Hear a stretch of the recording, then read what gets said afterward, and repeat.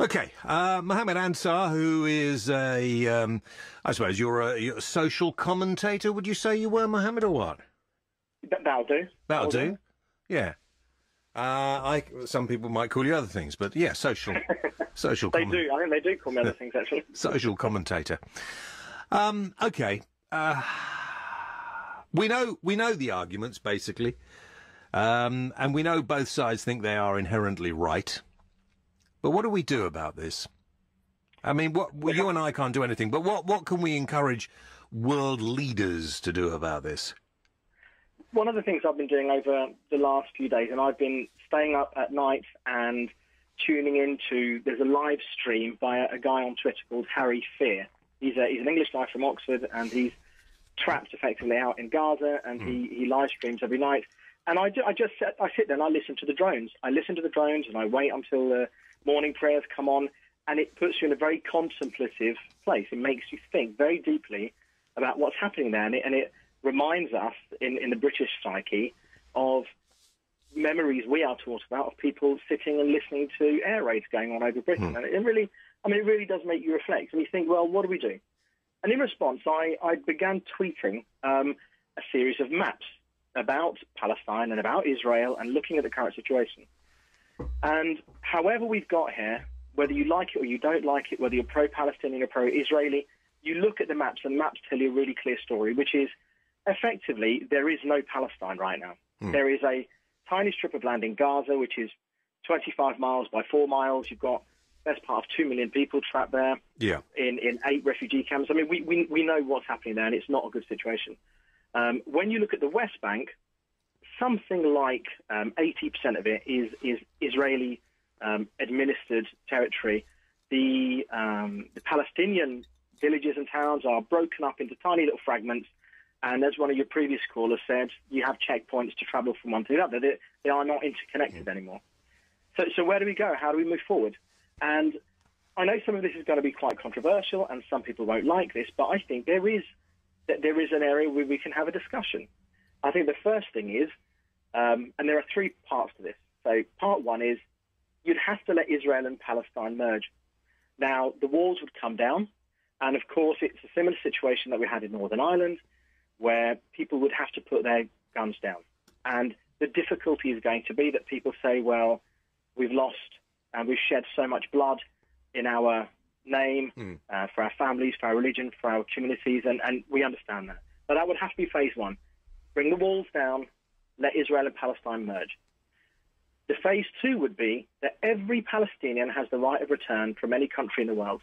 We know that Palestinians have fled, that they've run, they're refugees, and there are millions of Palestinians all around the Middle East who have had to leave Israel.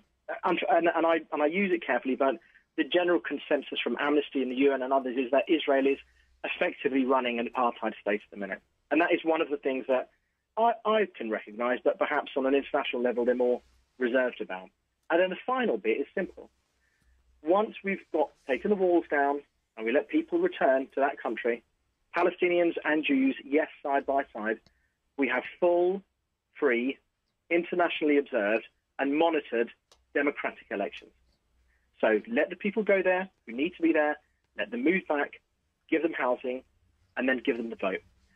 And then let them decide what they want to call their country. Let them decide how it's going to be administered. Let them decide how they're going to organise their constitution and their democratic government, and then let them have a full participating role in foreign affairs. Are you suggesting then that the name of Israel may disappear? It's not my call. I'm not Palestinian. Yeah. I'm not Israeli. And it's not my call. And I think part of the difficulty has been, James, which is this idea of Western exceptionalism, that somehow we know better. We are more moral. Our lives are worth more. But the Israelis won't. The Israelis won't wear that, and I don't think those people lobbing the rockets into Israel at the moment will wear it either. And that is the problem. So it's the politicians who are the problem, and some of the perpetrators and the extremists on both sides, the people who say they want to see Israel driven back into the sea. well, that's unacceptable. And the same way that some Israelis don't want to see any Arabs living anywhere near them. That also is unacceptable.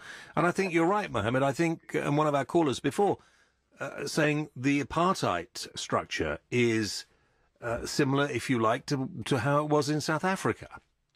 And that... Yeah, I don't think there's any question about that. And there are going to be interests on both sides who are looking to try and progress ideas that they have. But the truth of the matter is this, that peace isn't something that is gained easily. Peace is very, very simple at its heart. And the simple idea that you have one nation where people live side by side and you allow them to determine their own futures is a very, very simple concept.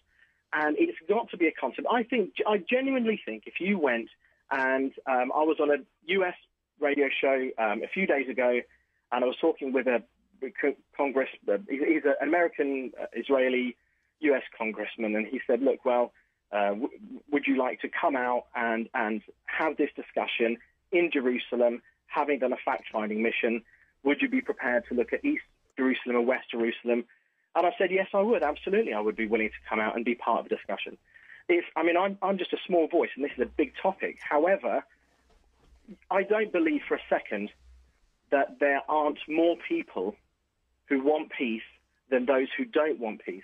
And then once the people have decided that they prefer peace to conflict, and then I think you just have to let these things move forward naturally and let it evolve. All right. Mohammed, thank you very much.